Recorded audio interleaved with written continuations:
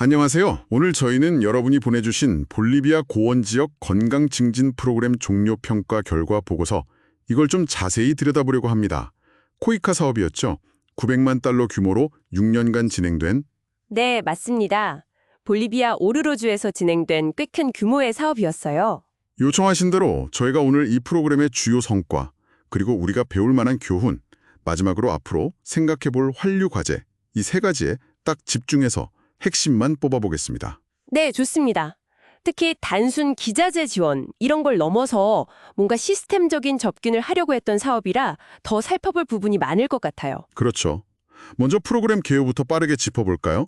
이게 2017년부터 2023년까지 볼리비아 오로로주에서 진행됐고, 목표는 이제 의료 접근성 향상 그리고 건강 수준 개선 이거였죠.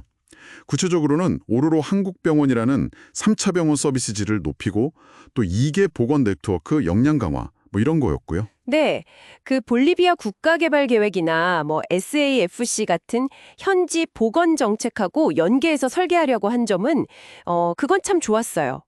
오로로 지역이 워낙 의료 환경이 좀 열악하고 도시랑 농촌 간 격차도 크고 해서 현지 수요에는 잘 부합했던 거죠. 아, 수요에는 부합했다. 네.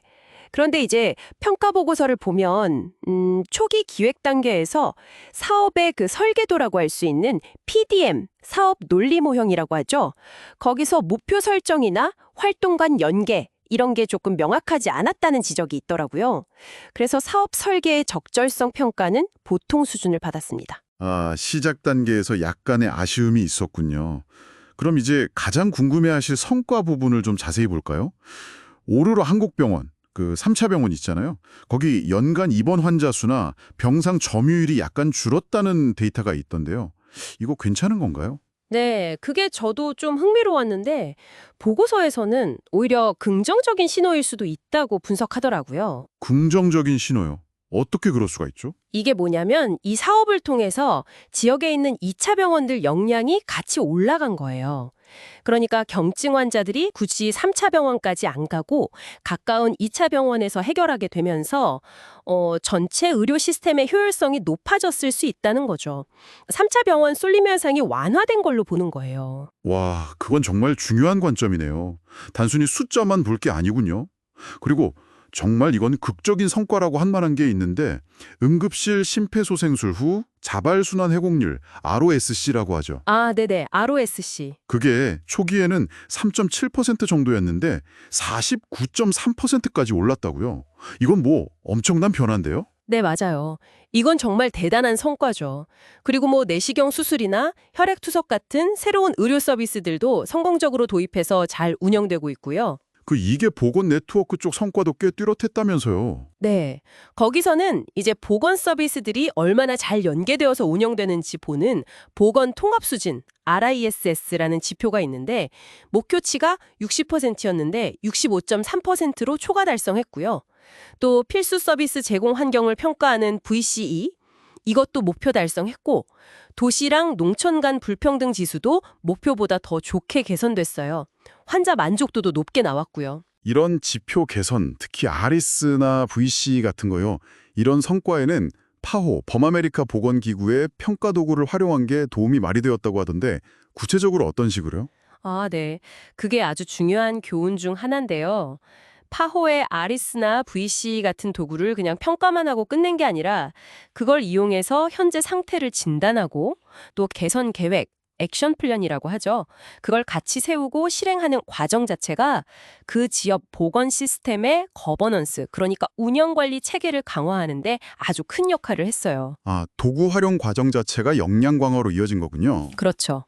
현지 관계자들이 스스로 문제를 파악하고 개선 방안을 찾아서 실행하게끔 유도한 거죠. 이게 또 볼리비아의 그 SAFCI 정책과 맞물리면서 현지 주인의식도 높아졌고요. 현지 전문가랑 같이 한 연수 프로그램도 효과가 좋았다는 평가입니다. 네, 정말 중요한 교훈이네요. 그럼 반대로 좀 아쉬웠던 점이나 앞으로 풀어야 할 환려 과제는 어떤 게 있었을까요? 우선 지적된 게 성과를 측정할 때 성별 분리 통계를 제대로 관리하지 못했다는 점이에요. 그래서 이 프로그램이 남성과 여성에게 각각 어떤 영향을 미쳤는지 정확히 파악하기가 좀 어려웠다는 한계가 있고요. 성인지적 관점이 좀 부족했군요. 네. 그리고 또 하나, 이건 정말 중요한 문제인데, 그 연수를 통해서 힘들게 역량을 키워놓은 핵심 의료 인력들 있잖아요. 이분들의 고용이 너무 불안정하다는 거예요. 고용 불안정이요? 네. 볼리비아 노동법상 정규직 채용에 좀 제한이 있어서 계약직이 많다고 해요. 이러면 애써 키운 인력들이 다른 곳으로 가버릴 수도 있고, 그럼 성과가 지속되기 어렵겠죠. 이게 지속 가능성 측면에서 가장 큰 위험 요인으로 꼽혔습니다. 아, 그 문제는 정말 심각하네요.